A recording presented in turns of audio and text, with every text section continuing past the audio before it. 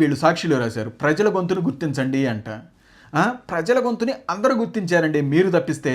అందుకే ప్రతిసారి ప్రజలు ఇవ్వని దాన్ని మీరు కోరుతా ఉంటారు.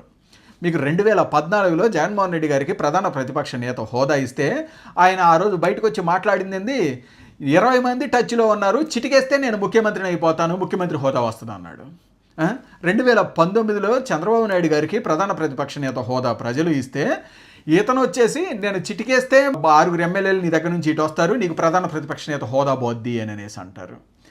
ఇప్పుడు 2024లోనేమో ఈయనకి ప్రధాన ప్రతిపక్ష నేత హోదా కూడా ఇవ్వకపోతే నాకు ప్రధాన ప్రతిపక్ష నేత హోదా ఇవ్వాల్సిందే నేను ప్రజల గొంతుకుని అని అనేసి అంటాడు.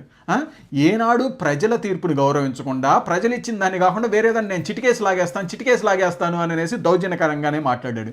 ఇంకా నయం ఇప్పుడు స్పీకర్ గారికి నేను చిటికేస్తే ఇంకొక 7 ఎమ్మెల్యేలు మీ దగ్గర నుంచి నేను తీసుకొని అప్పుడు నాకు 18 మంది అవుతారు, అప్పుడు నేను ప్రధాన ప్రతిపక్ష నేత అవుతాను అని అనేసి